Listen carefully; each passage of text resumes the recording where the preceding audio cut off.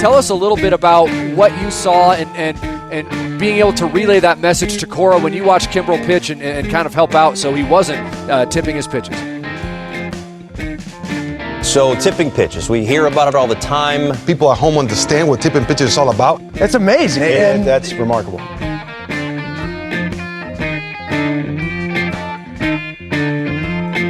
Alex, did we ban talking about basketball on the podcast? No, right? No, I don't think so. You banned talking about football last year. Yes. Okay. But I'm clear here. I can talk about basketball real quick. Yeah, do it. All right. I'm not going to ask you about your beloved Warriors, who I know you haven't watched a single game of this year. Instead, I'm going to ask you about Russell Westbrook. Great. I wanted to know if you think that there is a baseball equivalent of Russell Westbrook. Now, let me give you a couple key Russell Westbrook tenets here. Yeah. For you, but also for our listeners who don't follow basketball at all. Russell Westbrook was drafted slightly above where people expected him to be drafted based on his college career. He was a super talented player, but very raw, super athletic. In baseball, we would call him super toolsy when he was drafted, but a work in progress. Went to Oklahoma City, part of this young youth movement in Oklahoma City. He was clearly the second best player behind Kevin Durant. Everybody knows Kevin Durant from his posting. Kevin Durant leaves. Westbrook becomes the most important player to the franchise. He also just becomes the whole team, more or less. Shoots all of the shots, gets all of the rebounds, makes all the passes, wins an MVP, averages a triple-double. And then the last act of his career has really been him not being as good as he was at his peak, but being too good to be out of the league, and also still thinking that he is as good as he was at his peak. So going to all these different franchises and just playing his hair is lit on fire, but not being quite at the peak of his powers, and really running himself thin at different fan bases because he has a lot of frustrating things to watch as a fan, in the sense that he's not really a very good shooter and he shoots a lot. But he does so many other things really well. And I was thinking about this because I was watching Game 7 of the Clippers versus the Nuggets. And Russell Westbrook had a pretty good game, but it ultimately didn't really matter because the Nuggets just blew out the Clippers. Westbrook is on the Nuggets, by the way. Good. Okay. Just telling you, which you know, of course. Which I'm familiar with. You're super familiar with. Yeah. And he had a play where he dunked in transition and then hung on the rim for about 7 seconds. And he got a technical. But as he dropped down off the rim, he knew the ref was going to give him the technical. So he did the technical sign himself. He was giving himself a technical, and then turned to the crowd while the game was stopped because of his own technical foul, and started yelling at the crowd, his own home crowd, to fire them up, yelling about how the Clippers, his former team, are soft and they're not built for this. So he is just genuinely pure chaos distilled into a man in good and bad ways. As a person, he's seemingly a nice and good, upstanding member of society. But as a player, he's chaos. So I ask you, with all of that context, do we have anything even approximating a Russell Westbrook, former MVP type figure in baseball? It's hard because I don't think there is any baseball player who really gets to that level of energy, in terms of engaging with the crowd in that way. I feel like most baseball players are so mild-mannered outside of this sort of occasional big moment or something like that. You're talking about a contemporary player. Sure. If a contemporary player doesn't work and you have someone from the past on your mind, I think I would accept that as well. This is a discussion here. Of course. Yeah. What about Javi Baez? First player that came to my mind. Oh, wow. Look at that. Unfortunately, he's not good enough. No, I know, especially now, he's not good enough. The decline was really steep, although he's having an okay year this year. But that's... Yeah, he's back. Yeah. So, Playing center field, question mark? But hitting ninth. Really toolsy guy. Yeah. Had a peak where he actually genuinely was a very good baseball player. Maybe not necessarily sort of MVP level, although there were a couple years there that he was in the running, I think. Yeah, I think he probably has a few top 5 finishes. Yeah. Can do absolutely insanely superhuman athletic plays, or just be a complete disaster. And you kind of don't know what you're going to get on any given day. Right. And it's almost like I think the key thing here, and the reason that Javi came to mind, is that it's almost like because he's so good at some things, it makes him so much worse at other things. Yeah. Because like you can't coach that part out of him, or his coaches growing up couldn't coach that part out of him because that's what makes him so special. Right, exactly. Yet you know that that's going to lead to some bad habits in the long run. Mm-hmm. But you just kind of have to live with it. Yeah. Yeah, I think he's a pretty good example. I think he doesn't necessarily have the sort of energy, the Westbrook persona, so to speak, but also like who does. He is like somewhat controversial though. Remember when he thumbs down to the Mets fans? Yeah. That was like such a thing. Yeah. You know, I feel like O'Neal Cruz might be this. Yeah. Not yet though. But he's like on this path. Yeah. Though I don't know that he has that many things about his game that are like, guess I just have to live with this. Yeah. What about Ellie De La Cruz? Yeah. But what is his major flaw that frustrates Reds fans? He just like makes dumb plays on defense sometimes. Right. I think it's just he still has work to do on defense. Like, Yeah, I don't know. I mean, the reason I said O'Neal Cruz is because it's like, all right, that guy might strike out 5 times in a game. Yeah. And then the next game hit 3 home runs, you know? Yeah. It's an interesting question. I know like the sport is not necessarily suited to give you a Russell Westbrook type experience, but you know, as part of the rich tapestry of the National Basketball Association. Right. Just continuing these different kinds of players saying, what is the baseball version of this in basketball? Some would say this is how this podcast started. It happens every May. It does. You know, when I really tap in and start watching like 6 hours of basketball a night for the NBA playoffs. And you're like, how can I make a segment out of this? No, my mind's always working. You know what we call that? Content brain. Yeah, that's content creation right there. Content brain. Well, thank you for indulging. Fun podcast today. We have a couple of listener questions and voicemails. And then you know what? We just have to talk about something that's really important to me, and that's the Major League Baseball strike zone. We got what I would call a bombshell. Not sure if anyone else is calling it a bombshell in The Athletic this past week about how the umpires just changed the strike zone. The umpires in the league just changed the strike zone without telling anyone. I honestly can't wait to talk about this. I have so many thoughts. Before we do, I am Bobby Wagner. I am Alex Paisley. And you are listening to Tipping Pitches.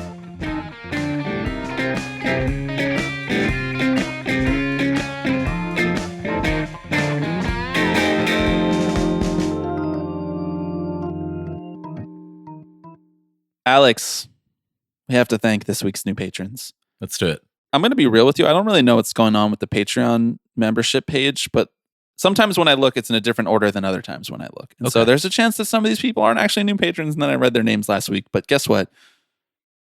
That's a bonus for you. Thanks to new patrons, Jeremy, Lucas, Cole, Jula, Ben, Chase, Abby, Brennan, Yang, Maud, and Amanda. If you'd like your name read at the beginning of the podcast, sign up to be a new patron. Patreon.com/tippingpitches. 2 tiers only now. 2 of them. Alex, there's a $5 tier, which is just you saying thanks for what we're doing here, for all the work that we put into this podcast every week, for all the laughs over the years, for all the beers drank, for all the bits done, for all the questions answered, for all the A-Rod life lessons taught. How long do you think I could go? I'm not gonna intervene. So you're saying thank you, $5 to support our work. And you also then get access to the Tipping Pitches Slack, which is the best place on the baseball internet for my money, even though I get it for free. There's also a tier at $10 where you will get more episodes of this podcast, 2 bonus episodes per month, once every other week, bi-weekly and bi-monthly, 2 a month. Yeah. These words are useless. You get 2 a month. There's been 35 of them so far, and you'll get access to the entire back catalog. That is $10 a month. While I'm here selling our wares, let me just remind people of the Tipping Pitches Brooklyn meetup, Brooklyn Cyclones. You can buy tickets now. There's a link in the description to buy tickets to come out to, it's not called MCU Park anymore. It's called Maimonides Park in Brooklyn. Is that how it's pronounced? Yep. Oh. This has been a thing. They made fun of us for how we pronounced it 2 years ago, and now I'm just like, I need to make sure I pronounce it right. Maimonides. Maimonides. Anemone. I think it's Maimonides. Anemone. Maimonides? Maimonides? Maimonides. Maimonides, Eumenides, Armenides. I think people are getting really confused. That is happening on Friday, June 13th. That is Pride Night for the Brooklyn Cyclones. We have, like I said, an affiliate link where you can purchase a ticket and it will seat you with the rest of the Tipping Pitches folks who are buying tickets for this game. It will also get you 2 drinks. It can be soft drinks. It can be beers or hard seltzers that is baked into the cost of your ticket for just $28. And I think you get a hat too. Maybe a hat. It's just like you can't afford not to come at this point. Yeah. We're also doing a meetup in Kansas City Saturday, September 6th.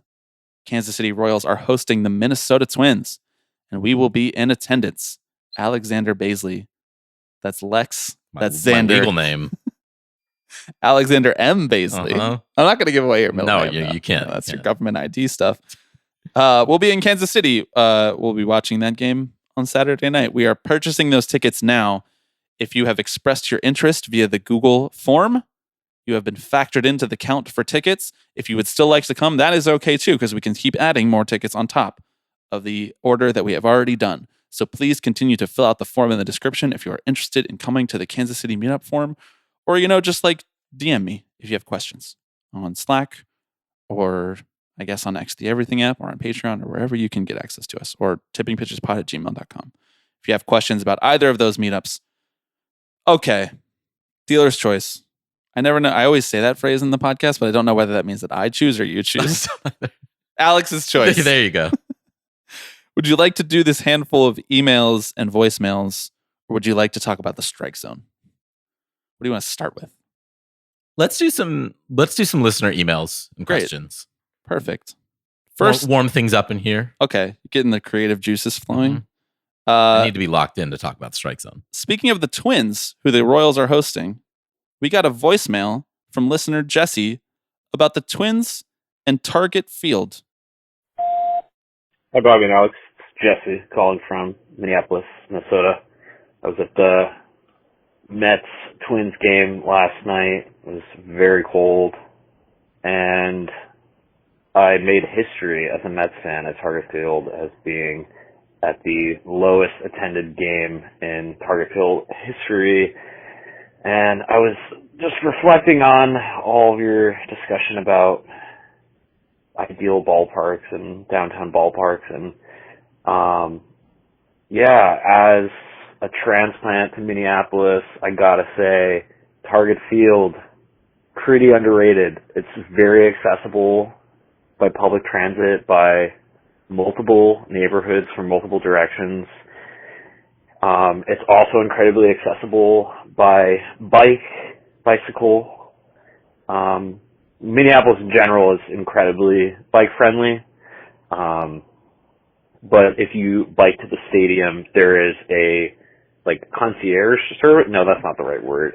You get a ticket, and basically you lock your bike to the bike rack, but then there's a Target Field worker that watches your bike the entire game, which I have not heard of other teams doing. And it's totally free, so it fucking rules.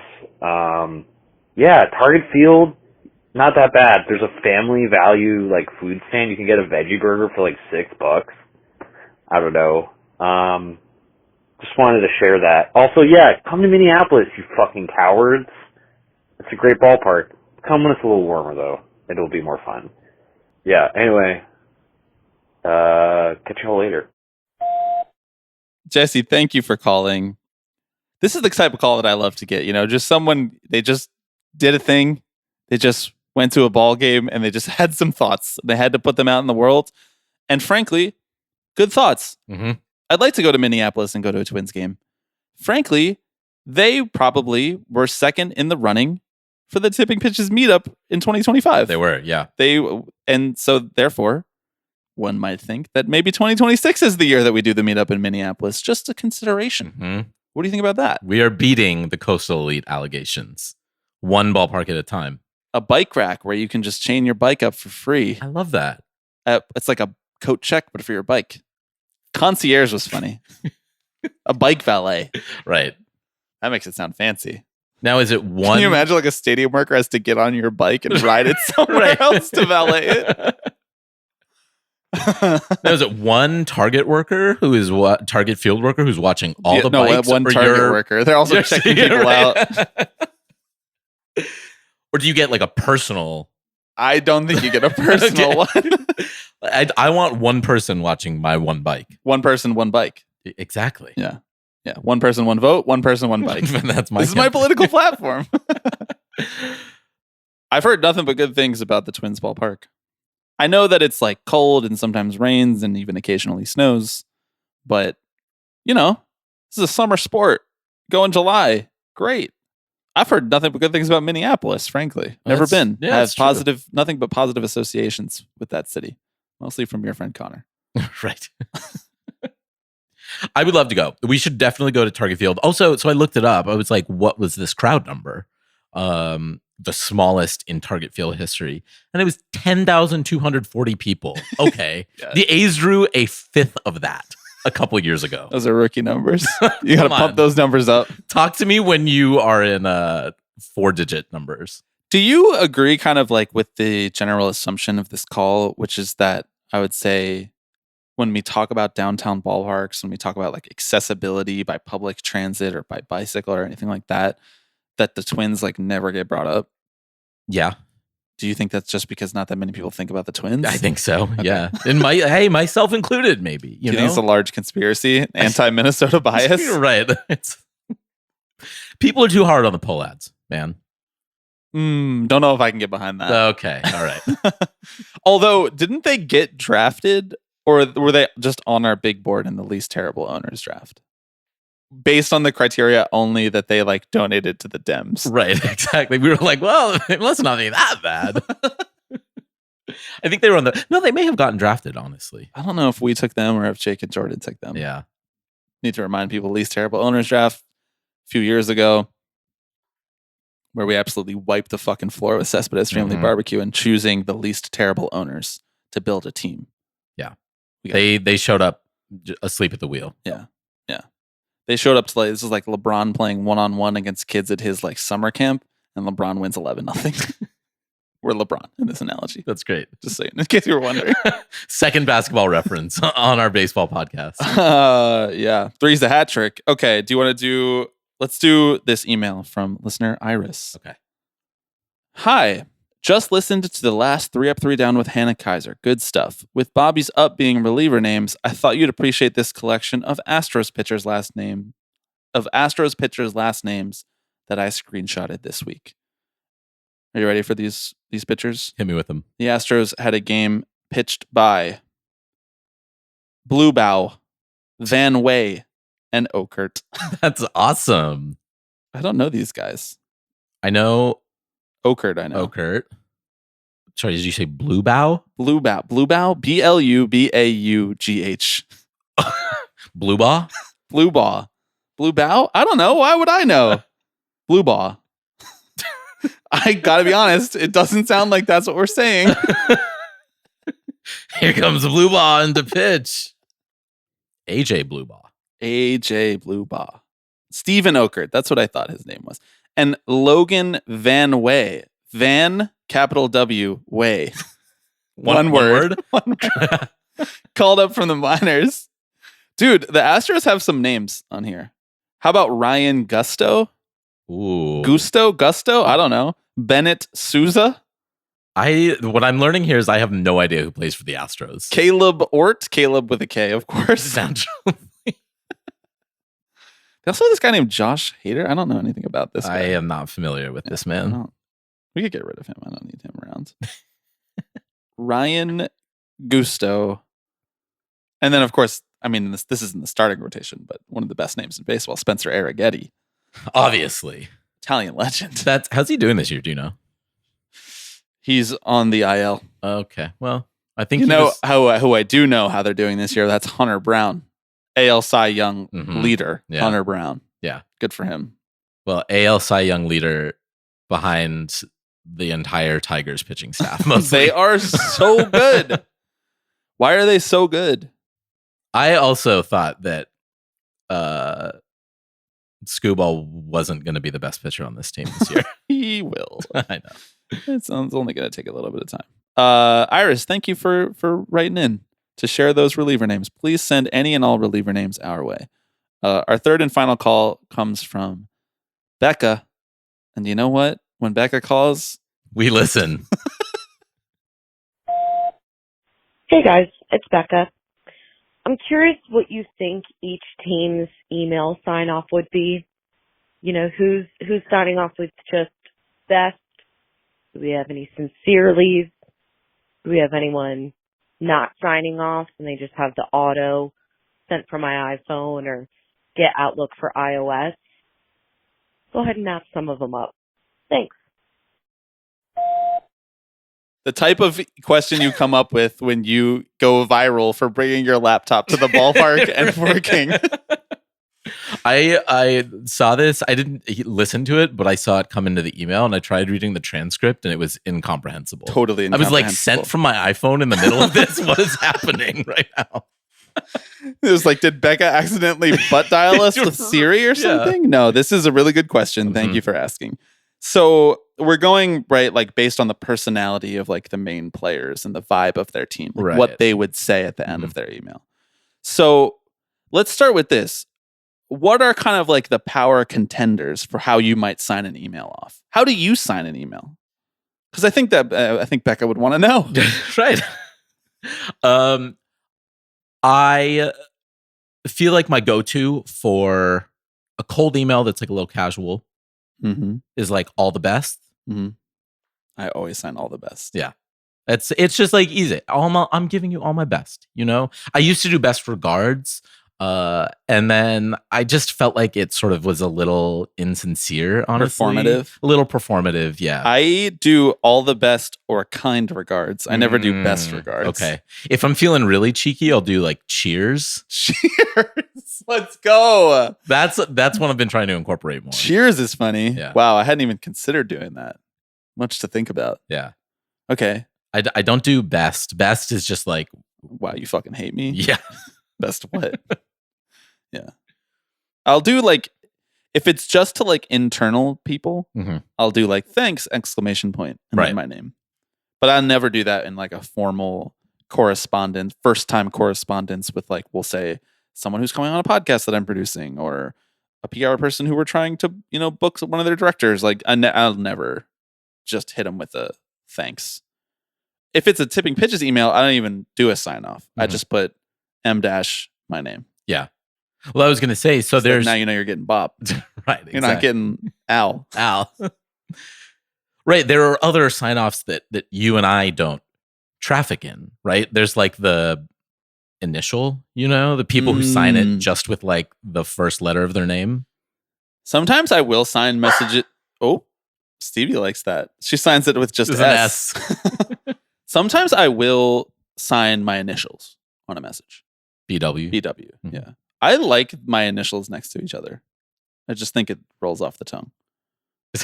I do too. I like AB too. Yeah. Reminds me of at bats. BW. Sometimes if I'm talking about you, like, you know, I need to check with Alex or I need to, you know, like if someone is asking us a question or like trying to book us on their show or whatever, I'll say like, I'll check with AB. Wow. Yeah. Oh my God. Yeah, I'm breaking news to you right here on the podcast. How do you feel about that? You talk about me behind my back like that? Only good things. Only kind regards. Okay, so we have like... Well, Becca also talked about sincerely. Sincerely, yes. Yeah. Do you ever start an email by saying like, dear Bob, or like what, you know, like, do you use dear in that context? I'll never do that. I say like, hey, or hi, or I usually do like... or just their name. Yeah. I usually do hi, name. That's Greetings. If you're going to do a cheers, you could maybe even mix in a little greetings. I think of email sign-offs or like email buzzwords like pitch mix, you know? You don't want to be throwing too much fastball. Yep. You don't want to be using too much kind regards. Right.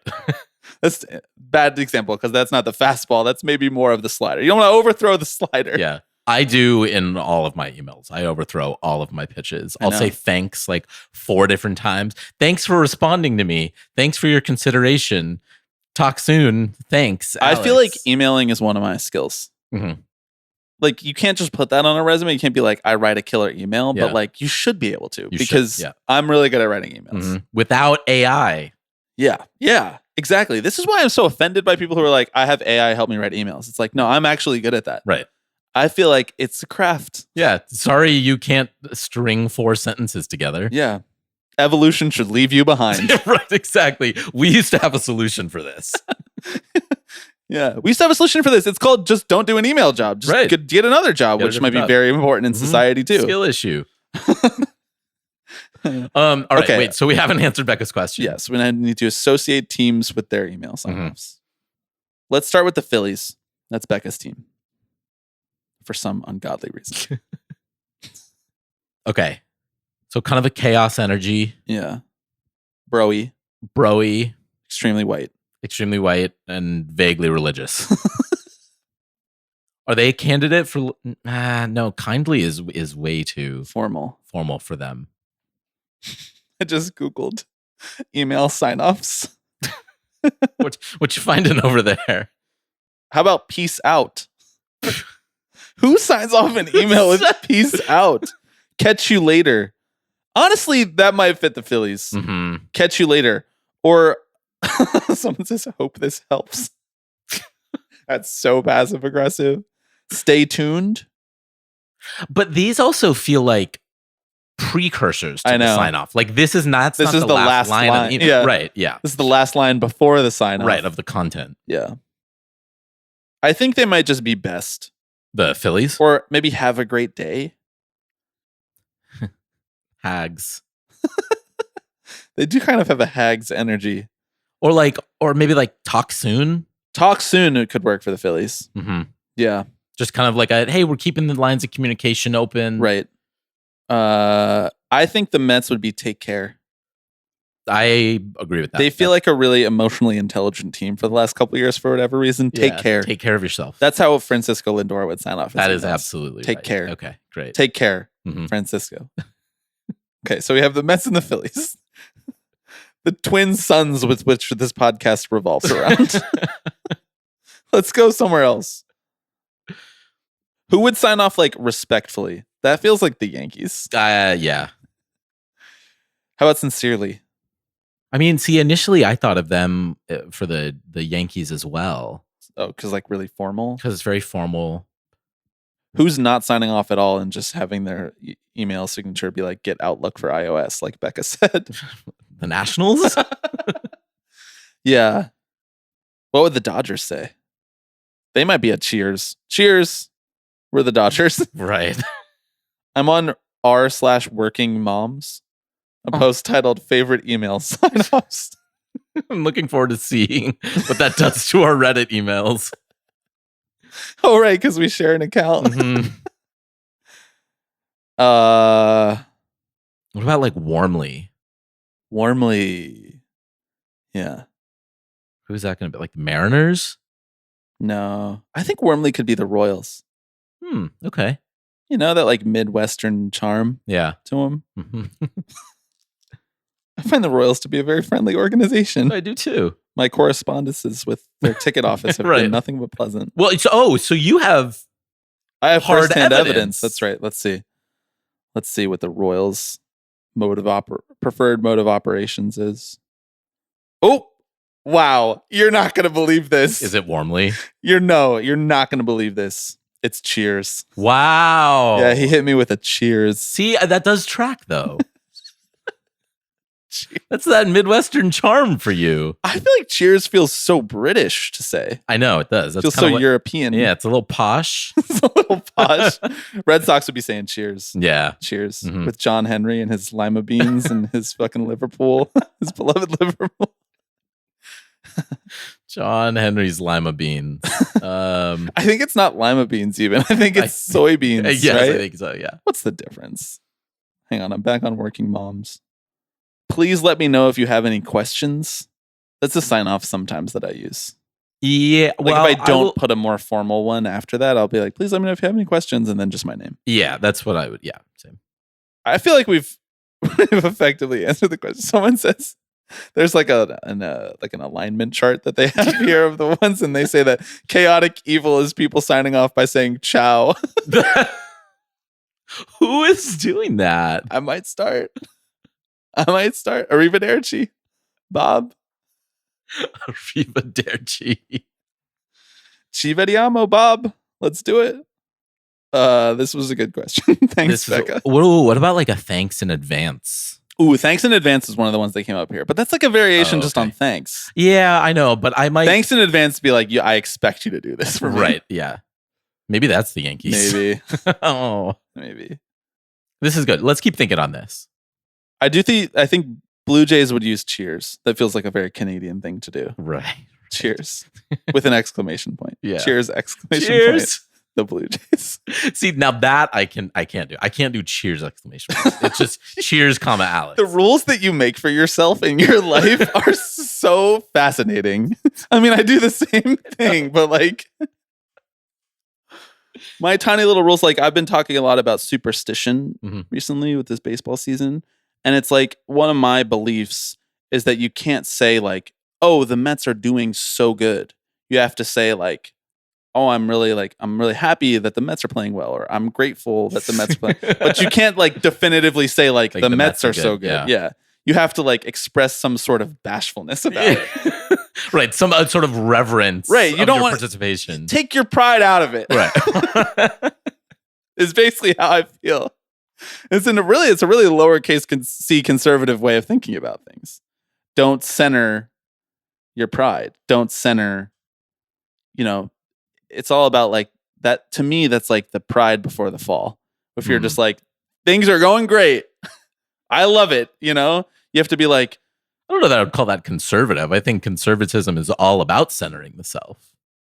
No, but I'm not talking about like political conservatism. I'm talking about like emotionally conservative. Yeah. Okay. Reserved. All right. Reserved. Yeah. Protectionist. How are you feeling about tariffs? Been a minute since we talked tariffs. Okay, that's all of the listener questions we got. Do you want to talk about the strike zone? Strike zone. Speaking of conservative. Look, I just want to say, this is why we wanted the Major League Baseball Umpires Association collective bargaining agreement. I know. We could have broken this story months ago. Ridiculous. To me, this is like a public good. Yeah. Like there should be some sort of act of Congress that makes every bargaining agreement public, not just the umpires, every single one. I actually think that's a good idea. I know. I think about these things. Should I email Congress? Well, I was going to just email Rob at MLB.com and say, can you send me the CBA? Yeah, you should email him that. Okay. Do that now while I make a joke. While I make a joke about how Dick Durbin is stepping down. Did you see this? Yes, I did. Yeah. Dick Durbin, the guy who was like the Democratic sponsor for the repeal the antitrust exemption. More time to come on the pod now, even though his press person never got back to me. Ooh, canceled. We've gotten like down the road with many politicians. And so far we've done nothing but strike out. Yep. Do you think that like maybe we're the problem? All right. The MLB strike zone story in The Athletic this past week written by Jason Stark and Ken Rosenthal. I'm going to read you the first two paragraphs to really give you the skinny here in case you haven't heard about this at home. In the winter, Major League Baseball negotiated a seemingly simple change in how home plate umpires are graded and evaluated. But now, a month into the season, its impact on balls and strikes has players asking questions about what they believe is a tightened strike zone. Nice. And searching for ways to adjust to a new wrinkle they say caught them by surprise. That change, which was part of a new labor agreement with the Major League Umpires Association, back the blue, significantly decreased the margin of error for umpires in their evaluations and has resulted in fewer called strikes off the edges of the plate to the same point as last season. Quote, everybody's zone has shrunk, Angels catcher Travis d'Arnaud, former Met, told The Athletic. Every umpire across the league. So that's what we're working with here. Top line thoughts, Alex. You saw this article just like me. and you thought, I'd like to read this one cover to cover. Why? I love a little CBA story. True. I love talking strike zones. Uh-huh. One of our favorite pastimes. One of our favorite pastimes. There were a couple different things about this that stood out to me. Again, one is sort of the labor implications on players, right? Sort of making changes to elements of the game that might have a direct impact on like player outcomes and successes. Mm-hmm. And the other aspect of it that was interesting to me is sort of involving the kind of narratives around umpiring and the impending arrival of robot umps in Major League Baseball, and the idea that actually they can make material changes to the game that actually will impact the balls and strikes that umpires are calling. Like, it is really interesting to me how they obviously did not change the size of the strike zone, but they are adjusting the incentive that umpires are held up to, right? And like, your success during the regular season informs whether or not you participate in the postseason, and so like umpires are going to respond to this. Mm-hmm. Just for the nuts and bolts, if you haven't read this article or if you aren't strike zone wonks like Alex and I, so the strike zone is a defined space based on the MLB rulebook. That fluctuates based on the height of a player, basically. They did not change that at all. They did not change anything about that. They can't change the rule book without talking about it with the competition committee and officially putting forward their change through the bureaucratic systems. The thing that they changed is what's called the buffer zone, which is the outside of the strike zone. So if you think about looking at the strike zone from like standing right in front of the plate, on all four sides of the three-dimensional strike zone, umpires were getting a buffer zone of 2 inches off the plate either way, and 2 inches north and south above whatever the strike zone is based on how tall someone is. Meaning that even though that's not considered a strike, they were not being penalized in the way that they were being graded by the league if they did call that a strike, because 2 inches is pretty marginal, and that's like the size of a ball. So it's like this gray area outside where it's like, okay, technically by the letter of the law, this wasn't a strike, but historically how the strike zone has been called, we're not going to fault you for calling this a strike, because we want you to do your best and not be too worried about whether or not this actually did clip the strike zone, and under calling strikes because of that. Just calling it a ball even if it's close. So that buffer zone is something that's existed for a while. It's changed in size over the years. It went from 2 inches to now 3/4 of an inch this past offseason. That's the change that has happened. And in practice, what this means is like, yes, that 2-inch buffer zone is not a part of the strike zone, but never was. But in practice, it does become part of the strike zone that is called on the field, right? Because umpires have in the back of their mind that they have that little bit of wiggle room. Yes. And they know they don't want to call it a ball when in theory it might have been a strike. Right. So if it's close and you have a buffer zone, what are you going to do? It's human nature. Right. Have a little leeway here still. Have a little slack. I think the thing about this that obviously is most jarring is how many players, teams, coaches seemed to be caught off guard about something like this. Yes. Like, that is a huge breakdown on the part of Major League Baseball to not make sure that every single player, every single person who's actually going to be impacted by this on the field, ensure that like they know about something like that. Like, because again, if you are a pitcher who nibbles around the edge, this has a really big impact on you. Yes. If you are a guy who has a great eye at the plate, you may benefit greatly from this. This is one of the two things that were my biggest takeaways: the failure in communication. Here's something else from the article. Several players relayed conversations they've had with umpires in the early going.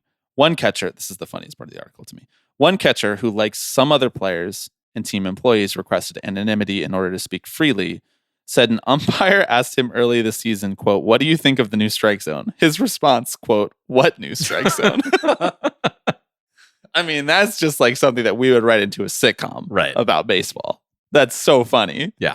He's like literally catching a game being like I am trying to steal strikes and I don't know where the strike zone is. Literally. Well, and so it's like, Major League Baseball is saying we haven't changed the strike zone, but umpires are that's how it shows up. Right. Umpires are like, no, the strike zone is different now. I am no longer calling things strikes that I may have before. Yeah. To borrow a phrase from one of my favorite movies, A Few Good Men, it's the difference between paper law and trial law. Right. I'm also just like, and so as we said, like Travis d'Arnaud did his own research, Yeah, brother. Yeah. And was sort of looking at, how many balls and strikes are being called at this point in the season versus like last season, I think. Yeah. So awesome to think of just Travis d'Arnaud on Baseball Savant in the clubhouse running reports. I know. He definitely wasn't just doing it himself. No, he definitely was I know. he told the clubby to tell someone from the front office to do it. Yes, I know. There is a part of me that's kind of like, why? I don't know necessarily on its merits whether or not this strike zone is any more accurate. Like, I think that I have not done my own independent research. I think players probably have a better sense of like what feels like this is actually consistent with the strike zone. But like the goal here, I think, and I'm curious sort of your perspective on this, of like what they're trying to accomplish here. But like there are reasonable concerns about inconsistent zones and zones that maybe are like too big. And it seems like maybe they are trying to clamp down on that and just disincentivize these sort of borderline calls. Part of my question is why they didn't do this before.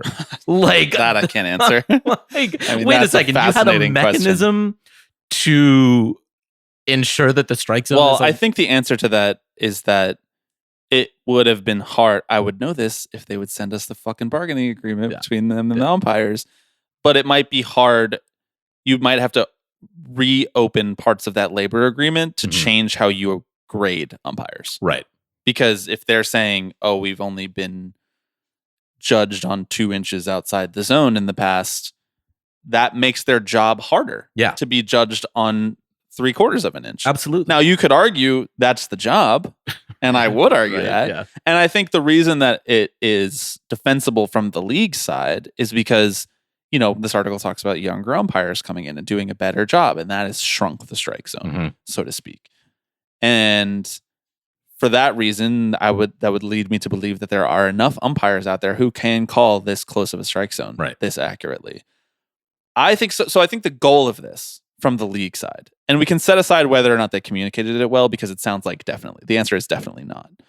But from the league side, I think this is a qualitative and quantitative response to players whining about the strike zone, to particularly hitters whining about the strike zone, where what you said, I think is right. Inconsistent strike zones are the thing that players hate more than anything else. Yeah. If you know you're getting 2 inches off the plate on the outside and you know that, and it's always like that, that's fine. But if one umpire, Angel Hernandez, gives 2.5 inches off the outside of the plate, and another umpire, I struggle to think of someone who's not Pat Hoberg, but another umpire who's actually good. Dane, is there a Dane? I feel like there's a Dane. I can't remember right now. Only gives a 1/2 inch because he's like, I'm better at calling strikes. Right. He's like, I don't need and that this buffer is zone. Still within the buffer zone window. Yeah. So I'm going to give a 1/2 inch. It's a pretty big difference in game to game in one series, how it might be called. I have no sympathy for pitchers and front office executives in this story, the way that they come off. Yeah. First of all, I guess I will extend some sympathy to the pitchers in that they might not have known. But what are we talking about here, guys? You could not throw a ball 101 miles an hour or however fast you throw within a 3-inch range if I gave you 1,000,000 tries. You can't. You don't know where the ball's going. So the fact that you're getting squeezed sometimes a little more, that's total randomness as far as I'm concerned. You can't tell me. I'm sorry. The people who are quoted in this article, sure, are some of the more accurate pitchers in the league. Like Logan Webb does dot his pitches more often than other players. But I'm going to be honest. Logan Webb, you cannot tell me in good faith that you were putting it in that 2-inch buffer zone because you thought it was going to be called a strike. No, you're trying to hit the real strike zone and you're just missing. So whether you miss in or out, it's random as far as I'm concerned. And I don't have a lot of sympathy. I don't know for that the it's pitchers. Like I think they're Pretty random. There's but reasonable data that suggests that pitchers miss by 6 to 9 inches based on their target. yeah. So what do we, the difference 1.25 inch is making on whether or not you're getting strike calls? It's probably one intentional pitch, maybe a series. Yeah. If that, I don't know. It's different because it's the feeling if you hit a spot and you see it visually and you don't get that call, it does have knock-on effects. Yeah. It changes the game theory of the plate appearance. It changes the next pitch you throw. It makes you frustrated. You have an emotional response. And so then maybe you try to go back to that spot and hit it better next time and you bounce it or whatever. That stuff does happen. Hard to quantify. Can I read you the part that made me the most angry in this article? Please. This is maybe about 2/3 of the way through the article, and it's talking about front offices realizing this and responding to it. A high-ranking executive in one front office who requested anonymity to speak freely told The Athletic that for the past 2 weeks, his team has been, quote, trying to figure out what's going on. Sounds like you figured it out, bro. He said his team believes the decrease in called strikes on the edges will have ripple effects that include, quote, personnel decisions, philosophies, everything. If he had known this was coming, he said, maybe his club would have adjusted and built a more patient lineup, since in a world with fewer called strikes, patience would seem to be more valuable than ever. Right. Oh, if you had known that the strike zone was, the buffer zone was going to be 1.25 inch smaller, you would have signed Juan Soto. Fuck off. Are you kidding me? Oh, I would have built a better team if I had known this one tiny little thing. That's a convenient thing. I just would have gone out and got guys who are good at getting on base. Right. Yeah. Drawing walks. We don't. Oh. Just I saw that and I was like, dude, come on. Also, why are we giving these guys anonymity in this story? What do they have to lose by saying I would have got guys who walk more? Right. Does that really need to be gifted anonymity? What are we talking about here? That's not an explosive, salacious thing to say. He's going to get fined by the league for saying if I had known that the strike zone was going to be functionally smaller, I would have signed guys who are more patient. No, guys who are more patient are more expensive. You wouldn't have signed them. Yes. But again, regardless of what they would or wouldn't have done, right? You can be this changes how I would have constructed my team totally differently, whether or not that's even true. The fact that teams were not even seemingly given this opportunity to weigh in, I guess, but from game to game, the strike zone is going to be different anyway, no matter what. Whether the umpire is good or bad at calling the strike zone plus the buffer zone changes it too. Yeah. But I think what my point is more broadly is that you should be telling your guys to be more patient either way. Right. Because no one throws strikes anymore. Right. Those pitches in the buffer zone are balls. It's okay to take those. Right, because even if you swing, you're not going to make good contact. Right. If the pitcher is just dotting the buffer zone all game long, maybe they're the best pitcher ever. Right. Maybe you weren't meant to hit it. It's just for front office executives to be we've been manipulated and we've been hoodwinked when all of the things that they've been telling pitchers for the last 20 years is all that matters is your stuff and where it goes is secondary. Yeah. I don't have a lot of sympathy for you. I'm sorry. No pitcher is I'm dotting the buffer zone all game long. Mm-hmm. It's just not how pitchers game plan. It's not how pitching works anymore. Pitchers are I'm hitting the outer half of the plate with a fastball and then I'm tunneling it with a slider. Yeah. Then it's going nowhere near the buffer zone or the strike zone to begin with. Yeah. I'm trying to get chase in the dirt. That's it. That's pitching now. I mean, I think so. This doesn't change pitching philosophies. I mean, I think who is negatively impacted by this equally as pitchers, if not more so, as catchers, right? Who are actually the ones who are receiving the pitch. And I think you mentioned earlier, I mean, whether how big framing is today is yes, you can go back and forth on. But again, if you are catching a pitch and you're used to pulling it in and you don't have, or you think that maybe I don't need to frame this one, right? Because it is in that buffer zone. I should be getting this call. Yeah. I should be getting this call. Why am I not getting that anymore? I do think that's a meaningful change. I mean, I think the broad incentive of this too is to heighten offense. Yes, make hitting easier. Yeah. Which is what we've all been saying that we wanted. Which is like fine. That's and okay. also like, oh, I'm really sorry, pitchers. Oh, I feel so bad for you. You've had every single advantage for the last 30 years Right, of I know. baseball development, and now you lost an inch and a quarter off what was the fake strike zone. It must be really hard for you. Meanwhile, the league batting average is like 241. Right. Right. And if you removed Aaron Judge, it would be in like the hundreds. Well, and the other thing is like, I actually think this makes baseball more interesting because hitters who spit on a pitch that's like right in that buffer zone, that's like right off the plate, on the black, in the gray, whatever you want to call it, that is like one of the most interesting skills to watch in real time. Yeah. Like when a hitter knows to pull the trigger on one that's going to catch the plate, and when a hitter knows to spit on one that's not. That's magical to watch. And it's so frustrating. This was like brought probably to the fore, most notably 2 years ago when the Mets were playing the Phillies on Sunday Night Baseball. Kyle Schwarber got struck out with a pitch that was like 2.5 inches off the outside corner, and he just lost his shit on Angel Hernandez, spiked his helmet, spiked his bat, got tossed out of the game. That's because Kyle Schwarber knows that that's not a strike, and he can definitively say, I know that's not a strike. You should know that's not a strike. Why are we on different pages? And I think that this is in an effort to eliminate stuff like that. I struggle to see how that's bad. Like, aside from the fact that maybe Major League Baseball didn't make it abundantly clear, to me, if I'm reading between the lines, what I think happened here in the communication of this was that they were like, there's some changes to the MLB Umpires Association CBA. Yeah. You should check them out.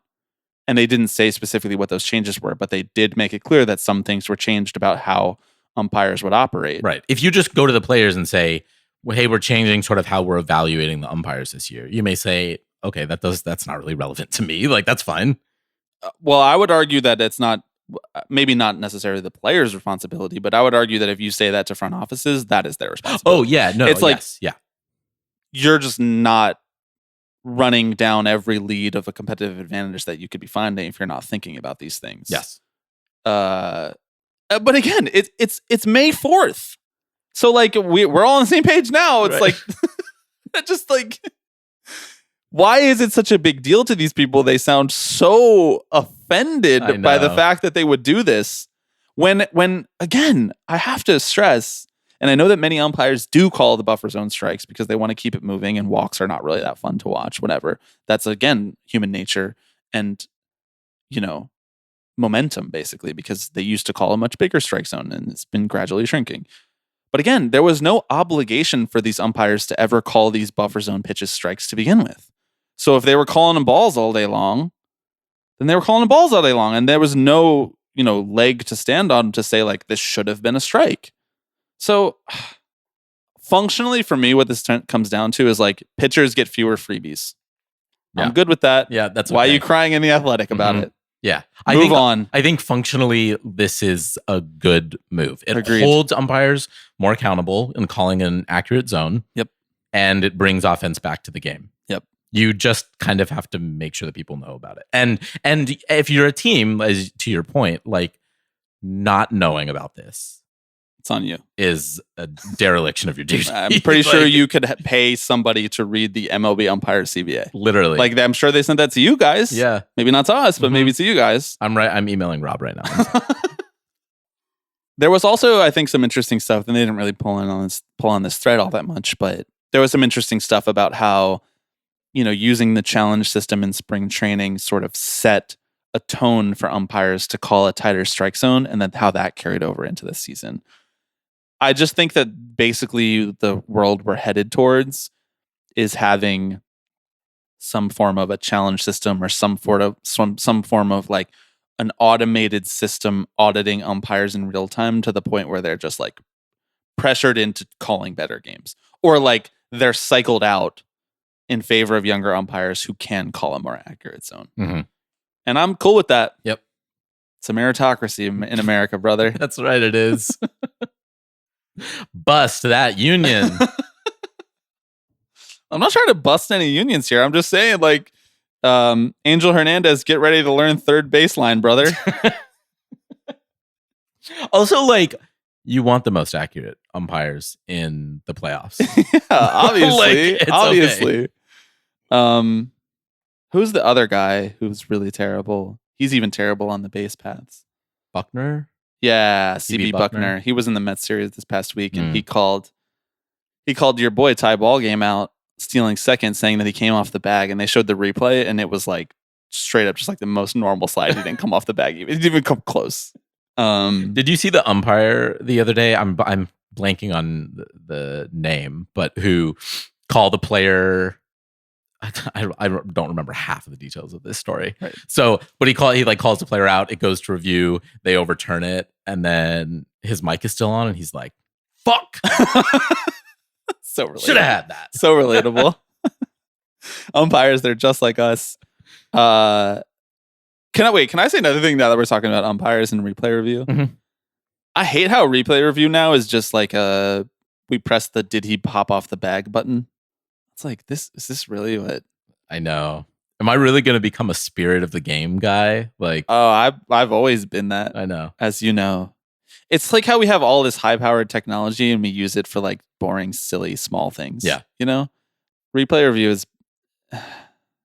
it's in a bad spot. I will say one thing though, it's a lot better in baseball than it is in like basketball. Bringing it all the way back to the beginning of the pod. That was good. Why do you say that? Because the last 3 minutes of Just it's not even that. Like the replays are so long in basketball. they really are.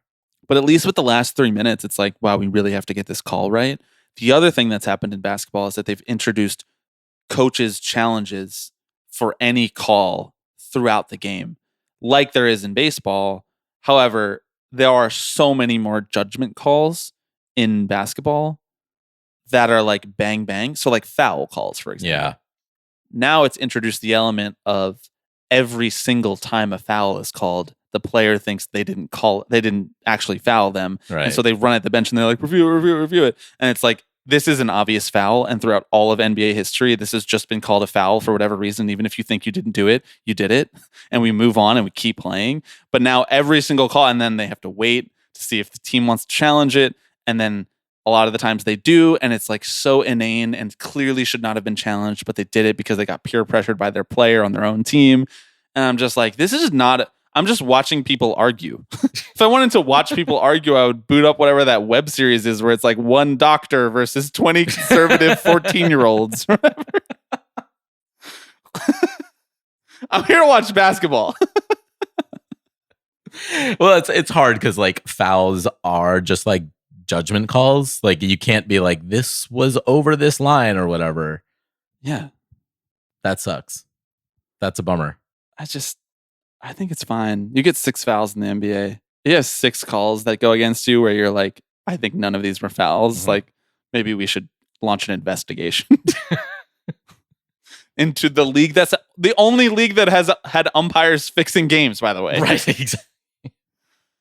That we know of. That's true. Do you think if we had Joe West in this room with us right now, he would be proud of the conversation that we just had about umpires? Like, do you think we did the umpire job a service? I feel like we backed the blue a little. I think we did kind of back the blue. I know that he would be able to get us the CBA though. Oh, That yeah. is like without a doubt. I feel like you should be able to get us the CBA, not by just emailing Rob. Like you Which should I be able to just did. go to. You actually sent it? Yeah. But can you read verbatim what you said? Because I want to see what your email sign off was. I said, "Hi, Rob. Hey, Rob. Hope you're well." Wait, question before you finish this. Yeah. This is from the Tipping Pitches email? Yeah. Although I did it from my personal email. Oh, Alex your, at yeah. tippingpitch.es. Yeah, which I don't even think we ever really revealed. We did this on the podcast or website. Yeah.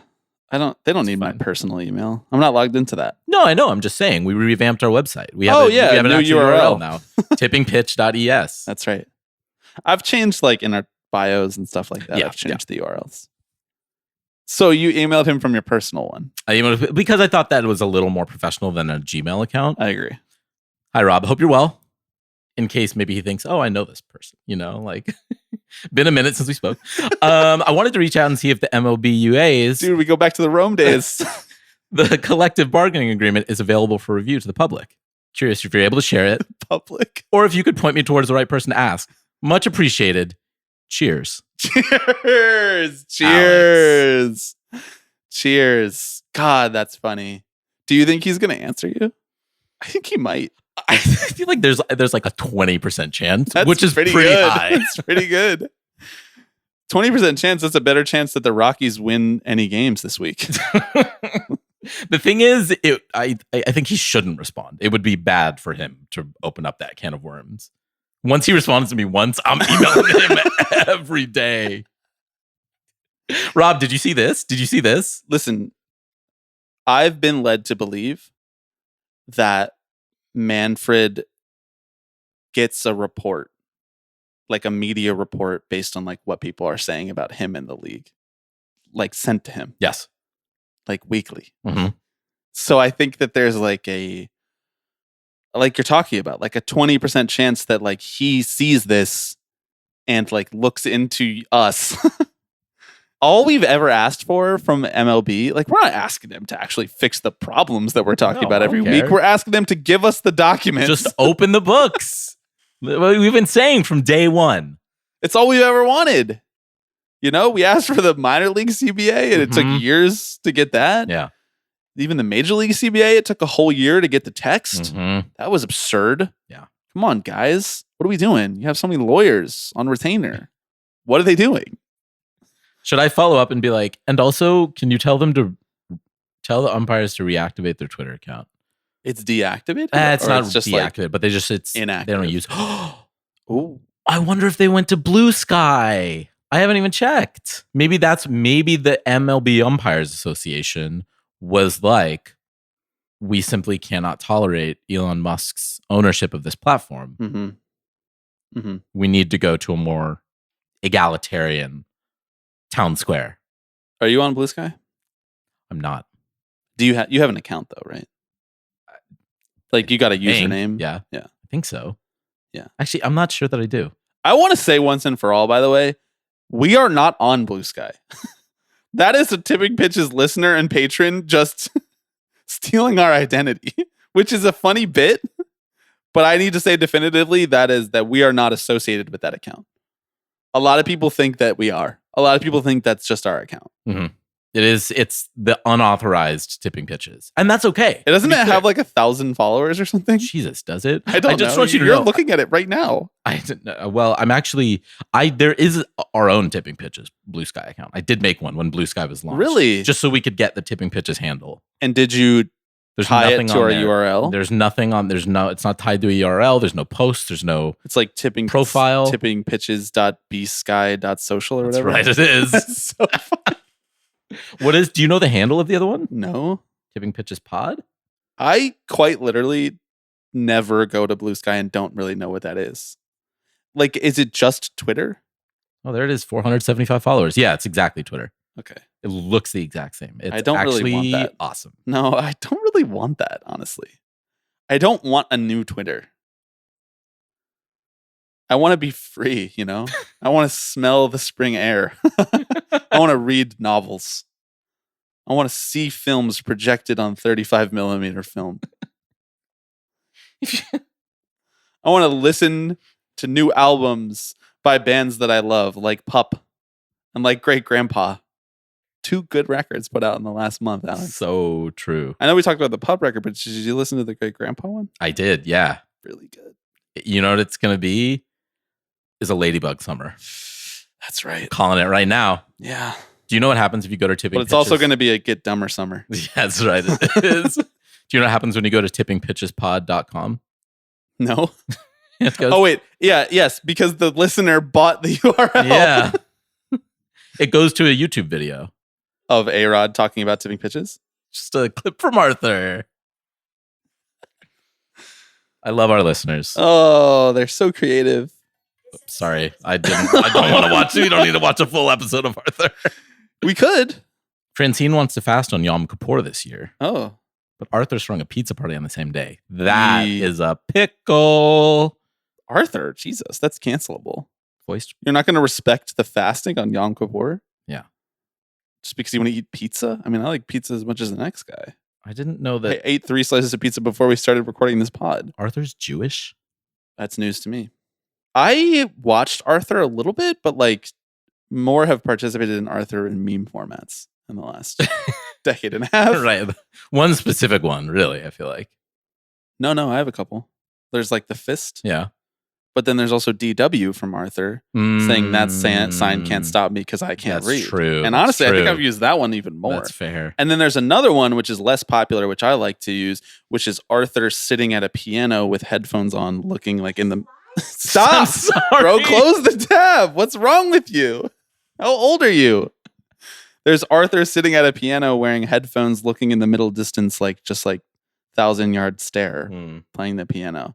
And I like to use that one for when I'm talking about how, like, this is me sitting editing a pod at 3 a.m. where he's just like staring off into nothingness, stuff like that. Right. Good joke. Good meme. Thanks. Good meme, Bobby.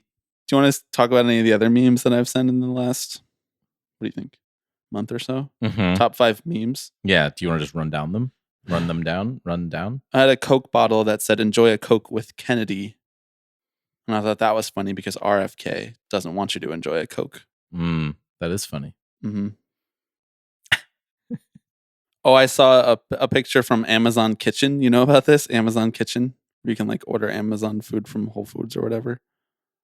No. What? I'm not really sure either. Okay. Was it the Lorem Ipsum one? I did see that. Yeah. And I said, I think that would be such a beautiful name for a baby girl.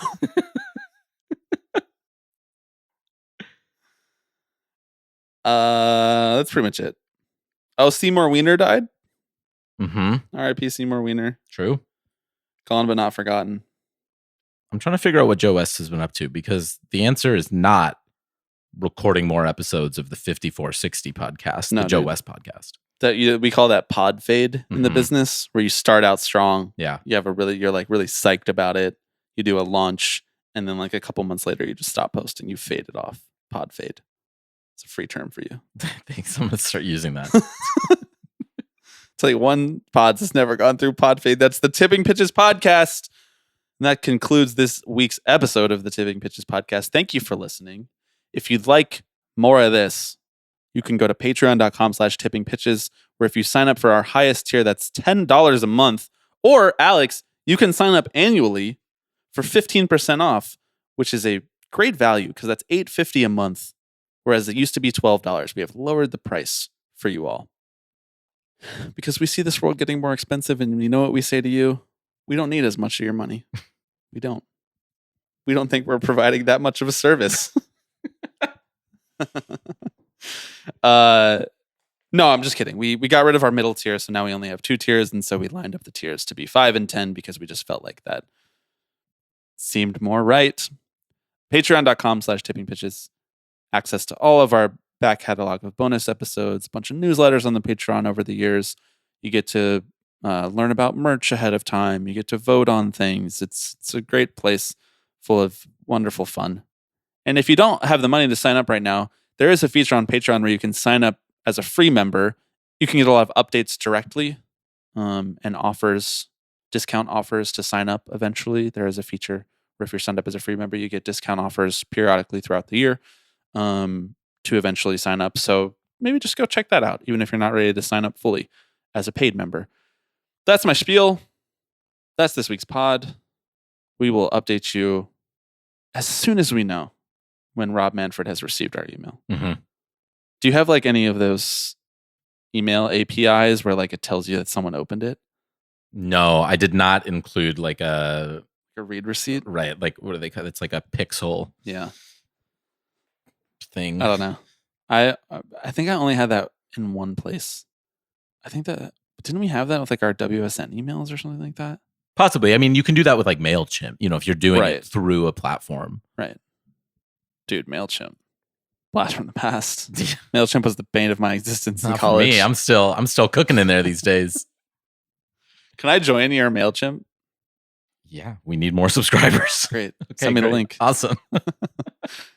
Speaking of links, you can, if you're signed up for the Tipping Pitches Patreon, there is a post, cross-posted episode with our friends from Batting Around, where we did an episode together for each of our respective Patreons. We posted it on our page. They posted it on their page. So if you're already a member, there is a link in that episode description that gives you access to 1 free month of the Batting Around Patreon. So if you pay for ours, you get theirs. If you pay for theirs, you get ours. That's just a fun thing we've been doing.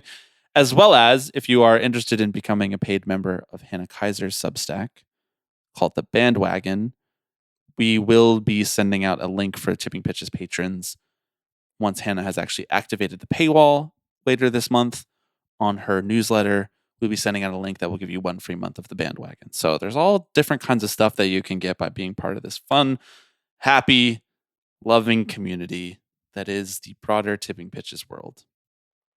Thank you, everyone, for listening. Congratulations to Alex Rodriguez's Minnesota Timberwolves. We'll talk to you next week. Hello, everybody. I'm Alex Rodriguez. Tipping Pitches. Tipping Pitches. This is the one that I love the most. Tipping Pitches. So we'll see you next week. See ya!